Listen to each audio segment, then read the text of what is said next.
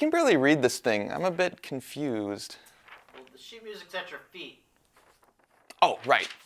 Are you ready to improve your note reading? Let me show you how, step by step.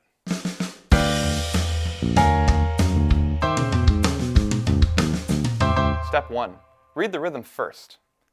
Before playing, get an idea of how the music will sound by reading the rhythm of each section, one at a time.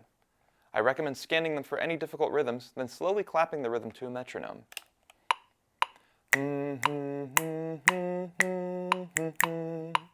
Once you have successfully clapped the rhythm, you can move on to identifying the notes. Step 2. Look for guide notes. When first learning to read sheet music, having a few notes on the staff memorized can help us figure out new notes. I recommend starting with middle C because it's easy to identify due to its ledger line. Also, it serves as a guide note in both treble and bass clef. In treble clef, I'd recommend using G as a guide note, which is the note located on the second line up, which is a line within the swirl. In bass clef, I'd recommend using F as a guide note, which is the second line down, located between the two dots. Once you have these guide notes memorized, count up or down from the closest guide note to find the next note. For example, I can find this one on the middle line by starting at G, going up to A on the space, and landing on B. It's extremely important that you count both lines and spaces, otherwise you will likely wind up on the wrong note.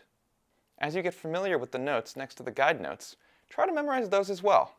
Here are some other helpful guide notes that you can learn for higher and lower notes. Step 3. Stepping and skipping. If you can identify the distance between notes, you'll be able to read sections of music faster and without having to identify each specific note. Our smallest interval is a step, like how we just moved from G to A.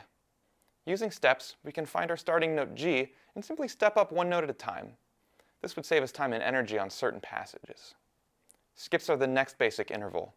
When notes move from a line to the next line or from a space to the next space, they are skipping. Being able to clearly tell the difference between steps and skips is a great way to improve your reading skills. Thanks for watching. What are your favorite note reading tricks? Let us know in the comments below. Reading by sight gets a lot of focus in the Hoffman method, so check out our website. And be sure to subscribe here on YouTube as well. We bring you great music lessons every week. Happy practicing!